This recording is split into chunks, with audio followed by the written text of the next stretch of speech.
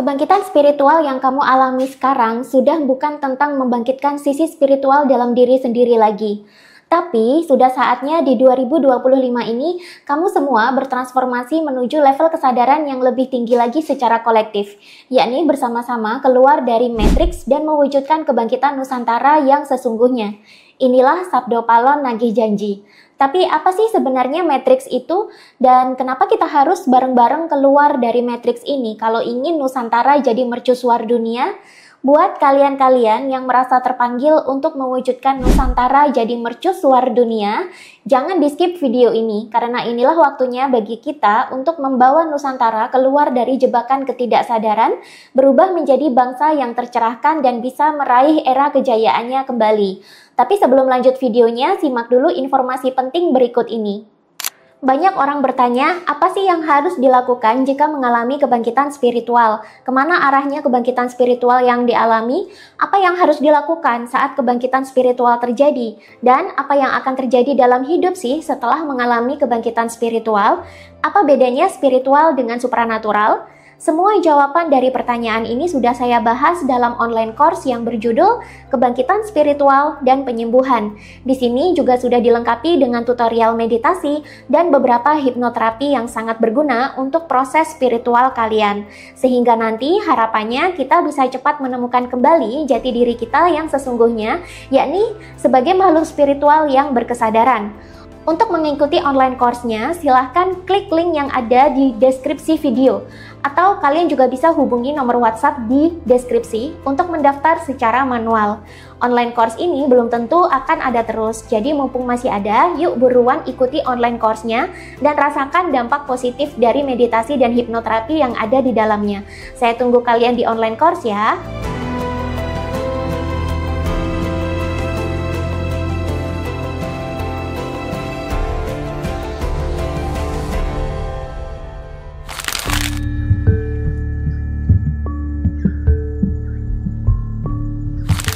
Kita sering banget mendengar istilah matriks yang kadang-kadang membuat kita bertanya-tanya apakah ini sama dengan istilah matriks yang ada di film The Matrix yang sempat populer di awal tahun 2000-an lalu.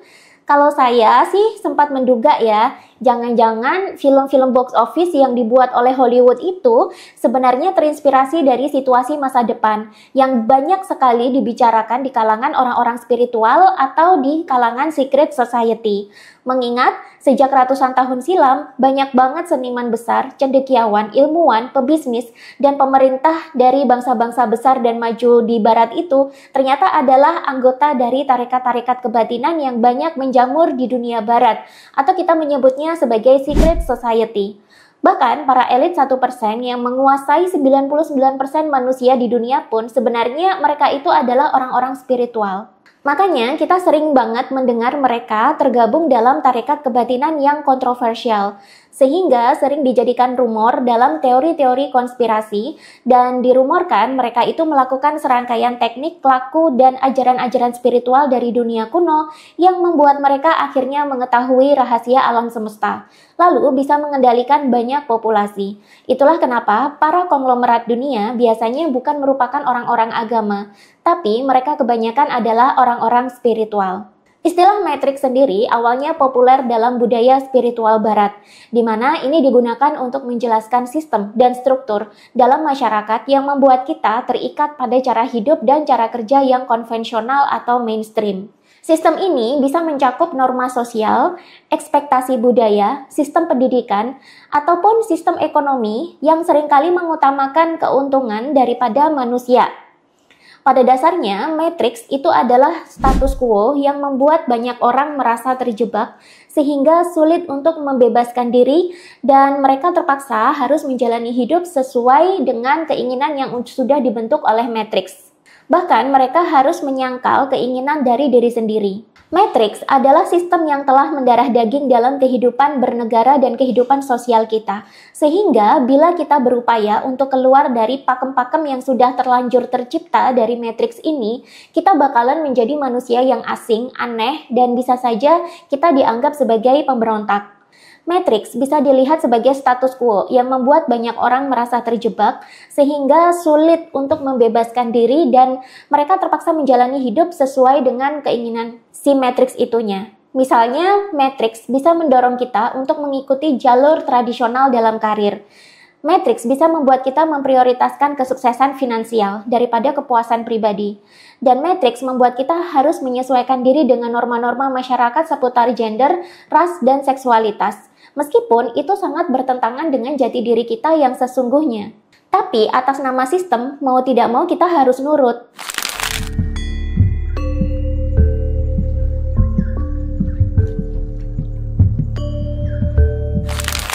Kesadaran manusia di milenium pertama masih tergolong rendah. Kita menyebutnya sebagai level kesadaran 3D, di mana di sini kesadaran kita tidak bisa berkembang akibat terlalu maskulinnya era di saat itu. Pemikiran kita menjadi kaku, terbatas, dan tidak bisa berpikir holistik di luar kotak. Kita terpaku dalam pola pikir konvensional yang membuat kita cenderung lebih mudah dikendalikan oleh mereka-mereka yang ternyata sudah keluar duluan dari jeratan Matrix. Sayangnya, di milenium pertama ini, mayoritas yang mengendalikan Matrix justru adalah orang-orang yang bersifat materialisme. Sehingga kesadaran mereka yang telah berkembang lebih banyak digunakan untuk mengontrol masyarakat lain supaya tetap berada dalam level yang lebih rendah, sehingga mereka bisa mencetak keuntungan sebanyak-banyaknya dan mereka tetap berada di posisi hierarki puncak, sebagai manusia 1% yang mengendalikan 99% sumber daya dan manusia di bumi.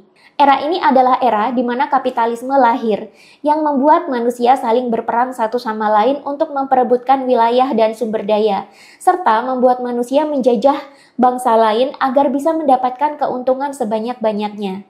Di era ini pula lah filsafat timur mulai tenggelam dan digantikan oleh materialisme barat yang menjunjung tinggi materi dan kapitalisme.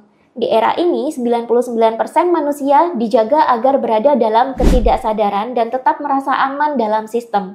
Di era ini, para anggota tarekat kebatinan barat ramai-ramai menjadi bankir, konglomerasi, dan juga mendanai politikus-politikus untuk menjaga agar sistem mereka tetap berjalan. Mereka merubah monarki menjadi demokrasi dan mulai mendanai media untuk membentuk opini publik. Mereka juga menciptakan sistem ekonomi, sistem pendidikan, serta mendukung agama agar kesadaran umat manusia terbatas.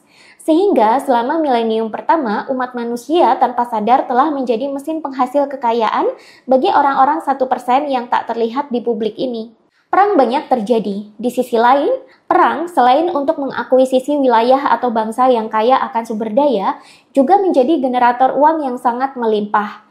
Bangsa-bangsa yang kaya akan sumber daya alam dan sumber dari filsafat ketimuran yang spiritual dan penuh dengan nilai-nilai kemanusiaan banyak dibuat lupa akan jati diri mereka. Mereka dibuat terputus koneksi dengan leluhurnya dan mereka juga dibuat supaya membenci spiritualitas agar terjaga sebagai bangsa penghasil bahan baku dan bangsa buruh yang biayanya murah.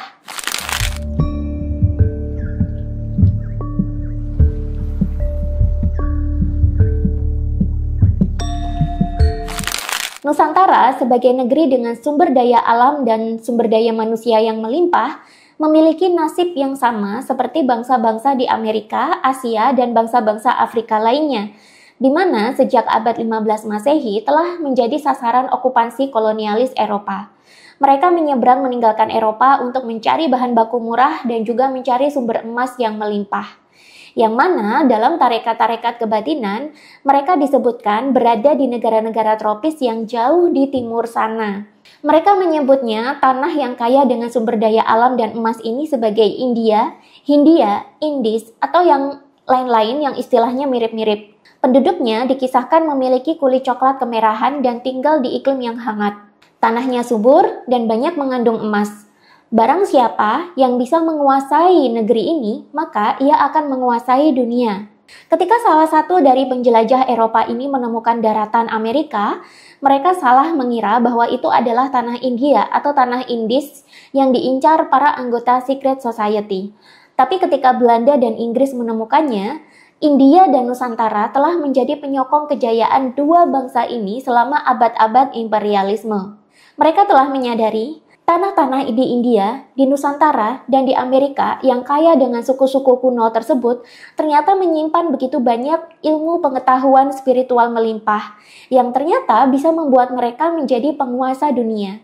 Manuskrip-manuskrip leluhur mereka kemudian dirampas, lalu dijadikan barang rampasan penjajahan dan kemudian disimpan di negara-negara mereka untuk dipelajari. Sedangkan penduduk asli dari tanah India atau tanah Hindis atau Hindia Belanda ini dibuat lupa dengan tradisi spiritual dan filsafat mereka sendiri. Mereka juga dibuat lupa akan leluhur mereka yang telah mewarisi ajaran filsafat yang sangat kaya itu.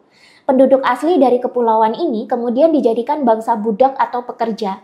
Mereka dianggap bodoh seperti monyet, dan mereka melakukan politik rasialisme dengan cara meninggikan bangsa Eropa yang kulit putih dan merendahkan bangsa-bangsa asli Amerika dan Asia yang berkulit lebih coklat atau lebih kemerahan. Kulit yang lebih gelap kemudian dianggap sebagai ras pekerja dan ras rendahan. Sistem pendidikan dan agama pun juga mereka rancang sedemikian rupa agar bangsa-bangsa jajahan tidak sadar bahwa mereka telah terkurung dalam sistem yang membuat kesadaran mereka terbelenggu. Mereka dibuat terlena dengan mengikuti arus mainstream. Mereka dibuat merasa aman jika mampu memenuhi tuntutan-tuntutan masyarakat konvensional yang sebenarnya sudah turunan dan bentukan sejak zaman penjajahan atau sejak zaman kolonialisme. Sampai sekarang, sistem-sistem seperti ini telah menjadi matriks yang berjalan terus sebagai status quo yang sangat sakti yang mampu membentuk arah kehidupan kita.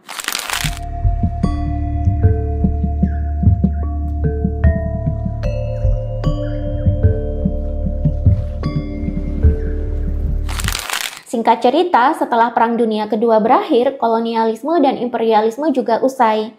Bangsa-bangsa penjajah telah kembali ke negeri asal mereka di Eropa sana. Daerah-daerah jajahan mereka pun merdeka. Tapi merdeka yang mereka sandang bukanlah kemerdekaan 100%. Sebab ternyata status quo atau matriks yang sudah dibentuk ratusan tahun silam masih berjalan hingga kini. Dan matriks inilah yang membuat bangsa-bangsa yang kaya akan sumber daya alam ini tetap berada dalam status abu-abu mereka, alias tidak jelas. Dibilang bangsa maju bukan, tapi dibilang bangsa miskin juga mereka kaya dengan sumber daya alam. Mereka kaya raya dengan sumber daya alam. Mereka dikaruniai bonus demografi yang melimpah. Tapi mereka tidak mampu mengelola kekayaan bangsanya sendiri. Mereka dibuat ketergantungan dengan sistem kapitalisme barat. Mereka manut-manut saja ketika diberi label sebagai negara miskin dan negara berkembang. Mereka nurut-nurut saja ketika bangsa-bangsa asing membeli bahan baku dari negeri tersebut dengan harga yang murah. Dan kita tutup mata akan ketidakadilan sistem warisan dari milenium pertama yang patriarkinya kebablasan. Kita diam saat isi tanah dieksploitasi untuk kekayaan negara-negara barat. Sedangkan di sisi lain, masyarakat dan lingkungan yang dieksploitasi menderita dalam kemiskinan dan mereka terancam oleh kerusakan alam. Sekarang milenium sudah berganti. Kita sudah masuk ke milenium kedua yang lebih feminin.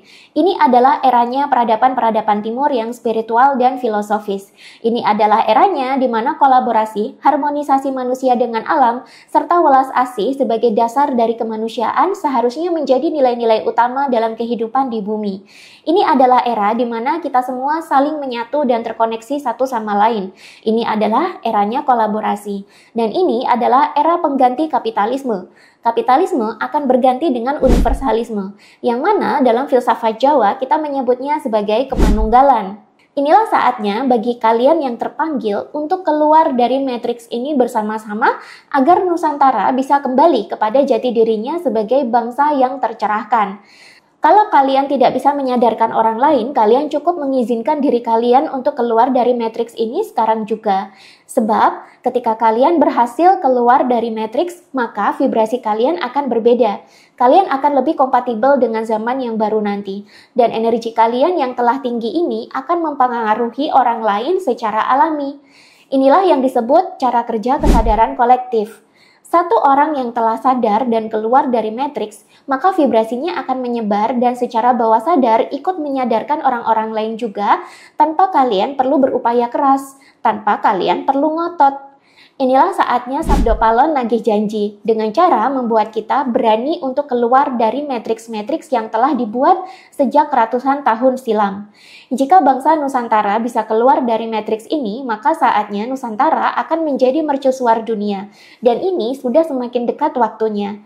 Jika kalian terpanggil untuk keluar dari 10 matriks ini, maka jangan disangkal ya panggilan itu, karena memang sudah waktunya. Apa saja sih jenis matriks yang akan kalian tinggalkan? Yang pertama, matriks pendidikan. Rockefeller, salah satu elit 1% yang sangat populer di abad 20, telah mendanai sistem pendidikan global sejak era Perang Dunia. Sistem pendidikan yang kita gunakan sekarang, sadar tidak sadar, adalah sistem yang telah dibentuk sejak zaman Prusia, agar bangsa-bangsa di seluruh dunia tidak bisa keluar dari posisi mereka sebagai pekerja massal. Sistem pendidikan kita telah dirancang selama ratusan tahun untuk mencetak orang-orang dewasa yang betah hidup sebagai pekerja, di mana mereka betah melakukan pekerjaan yang repetitif dan terbiasa bergelut dengan suara bisingnya pabrik. Ini adalah sistem pendidikan yang ideal untuk industri kapitalisme. Sistem pendidikan juga membuat kita terpaku pada hanya satu jenis kecerdasan saja, yakni kecerdasan intelektual atau IQ saja, sehingga kita cepat belajar mengerjakan pekerjaan mesin yang repetitif dan matematis. Dan ini sangat dibutuhkan oleh kaum kapitalis. Mereka menghapus sistem pembelajaran yang membuat manusia bisa menjadi filsuf dan orang-orang kreatif yang kritis. Spiritual dihapus, kecerdasan emosional dihapus dari kurikulum. Mereka membuat kita takut untuk berpikir di luar kotak. Di sisi lain, mereka memberikan penghargaan bagi siswa-siswi yang penurut, yang mudah dibentuk sesuai dengan sistem.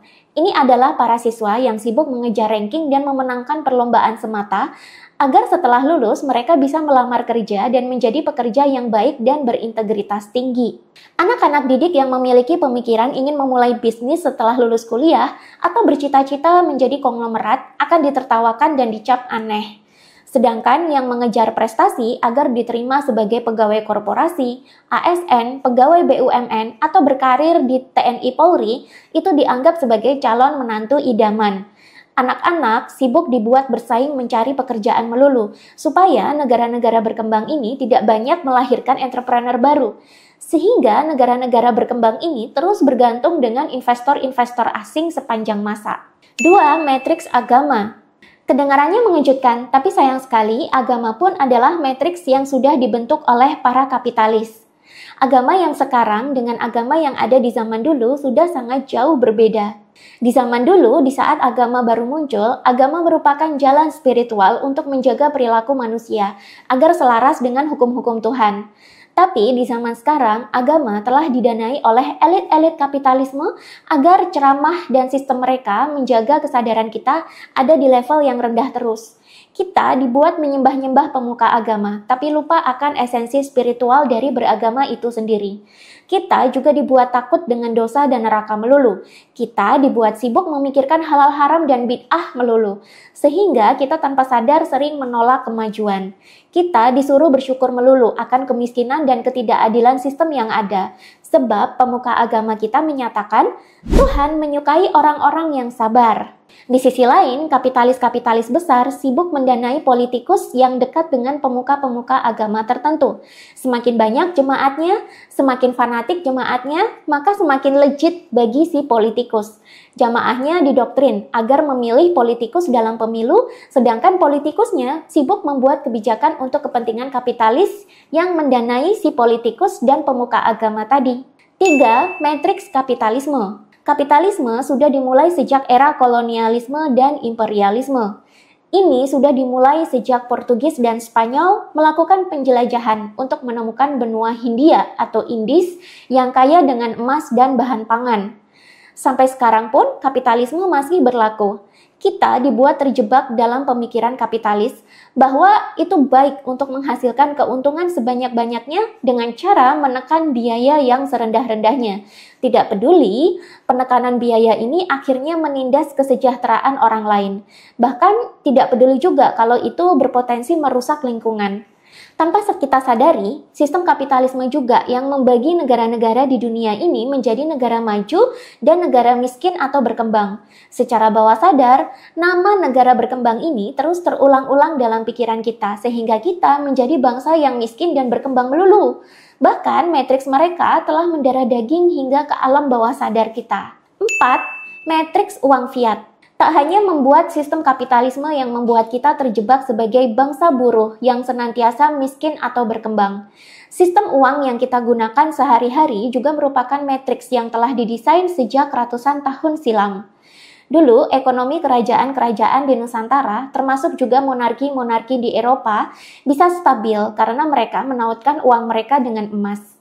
Tapi sejak tautan emas dihapus oleh Amerika Serikat, uang yang kita gunakan tak lagi memiliki underlying asset, selain bergantung kepada sistem pertahanan dan kekuatan politik Amerika Serikat yang superpower. Ketika Amerika Serikat mulai gonjang-ganjing, seperti akhir-akhir ini contohnya, maka negara-negara lain pun ikut terguncang. Sistem ini juga lah yang membuat negara kita harus terus berjuang melawan inflasi. Sebanyak apapun manusia bekerja, nilai uang akan terus menurun. Karena pengetahuan akan menjaga kekayaan ternyata hanya dikonsumsi oleh keluarga para elit saja. 5. Matriks birokrasi. Indonesia membutuhkan banyak anak-anak baru yang memiliki kesadaran yang tinggi dalam pemerintahan. Birokrasi kita sudah bobrok. Ini adalah warisan birokrasi sejak zaman penjajahan ratusan tahun silam. Kalau ingin Nusantara menjadi bangsa yang maju, maka harus ada orang-orang yang rela mendisrupsi sistem. Harus ada orang-orang yang rela memperbaiki sistem birokrasi, meskipun perbaikannya itu bisa sangat jauh berbeda dengan sistem lama. Yang bisa melakukan perbaikan birokrasi adalah anak-anak pilihan yang memiliki level kesadaran yang sangat tinggi. Selama birokrasi masih diurus oleh orang-orang lama yang masih pemikirannya terkurung dalam kesadaran 3D, maka selamanya sistem birokrasi kita akan rusak, terjebak dalam korupsi melulu, dan terjebak di kolusi dan nepotisme lagi dan lagi. Sehingga birokrasi kita jadinya tidak sehat. 6. Matriks demokrasi. Kalau kita mau jujur terhadap diri sendiri, Indonesia itu sebenarnya masih belum mampu loh mempraktekkan demokrasi sepenuhnya. Karena demokrasi memerlukan suara dari rakyat sebanyak-banyaknya dan sebebas-bebasnya. Padahal mayoritas dari rakyat Indonesia itu masih rendah level kesadarannya. Sehingga kecerdasan intelektualnya juga rendah, kecerdasan emosinya juga makin rendah lagi. Demokrasi sebenarnya hanya cocok diterapkan pada bangsa yang penduduknya sudah memiliki level kecerdasan dan level kesadaran yang tinggi. Tapi elit-elit kapitalisme suka dengan demokrasi, karena melalui demokrasi mereka bisa membiayai media dan mendanai politikus untuk menggiring opini publik. Sehingga akhirnya mereka punya kuasa yang besar terhadap negara tersebut secara tersembunyi. 7. Matriks ekonomi dan finansial. Selama bertahun-tahun, sistem negara telah bergantung dengan hutang.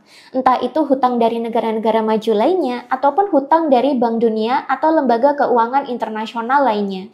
Ya, sebenarnya berhutang itu tidak masalah sih, karena dalam perhitungan manajemen pun, kadang berhutang itu lebih kecil risikonya daripada sistem investasi konvensional.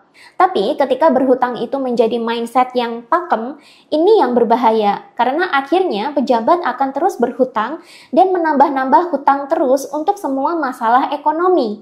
Ketika sebuah bangsa sudah bergantung sepenuhnya pada hutang, maka bangsa itu telah dikendalikan oleh negara atau institusi lain yang menjadi pemberi hutangnya. Istilah kasarnya, kedaulatan negara sudah jauh berkurang karena bergantung sepenuhnya kepada hutang.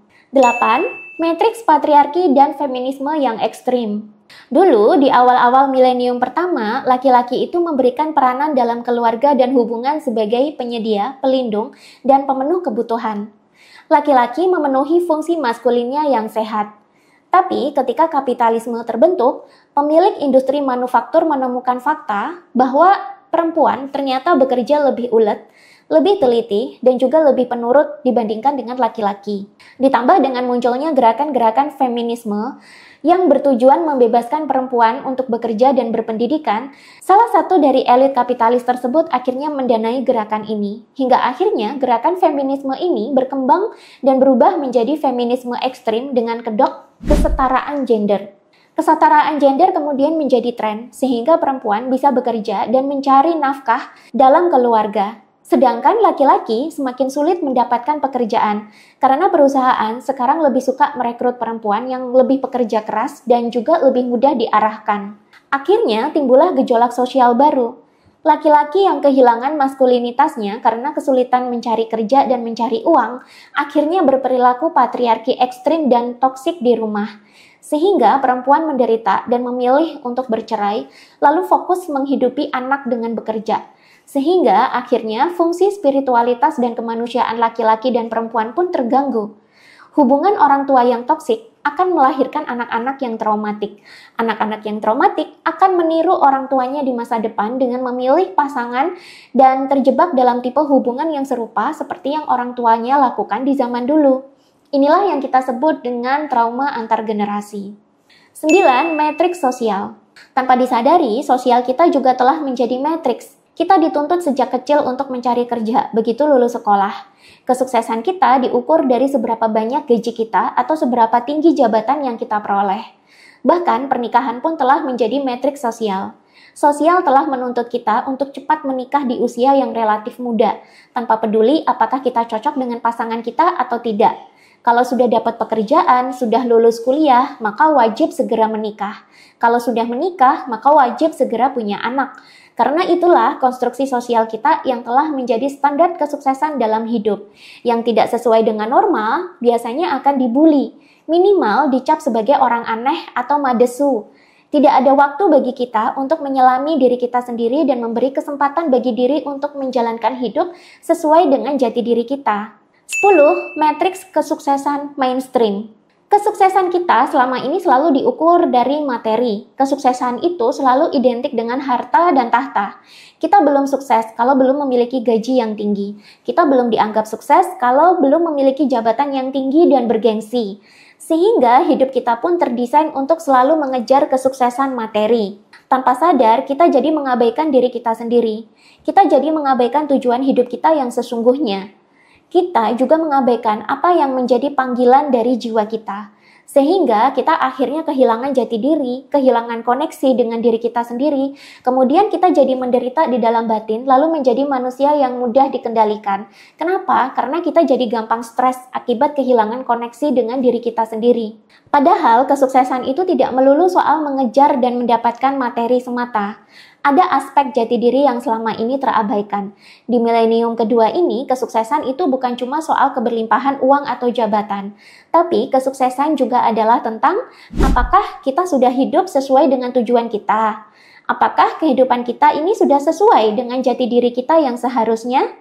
Sebab pada dasarnya setiap manusia itu memiliki dharma dan jalan hidupnya masing-masing sebagai makhluk paling berkesadaran di bumi. Menuntut manusia untuk selalu sama, seperti sistem mainstream, hanya akan mengganggu keseimbangan peradaban, sebab ini membuat manusia akhirnya banyak melanggar hukum-hukum alam dalam dirinya sendiri. Justru karena jalan hidup kita berbeda-beda, maka itulah yang membuat kita menjadi harmoni. Sama seperti slogan Indonesia, Bhinneka Tunggal Ika. Meskipun kita berbeda-beda, termasuk berbeda-beda juga tujuan hidupnya, tapi ini tetap membuat kita harmoni dalam satu kesatuan. Banyak orang bertanya, apa sih yang harus dilakukan jika mengalami kebangkitan spiritual? Kemana arahnya kebangkitan spiritual yang dialami?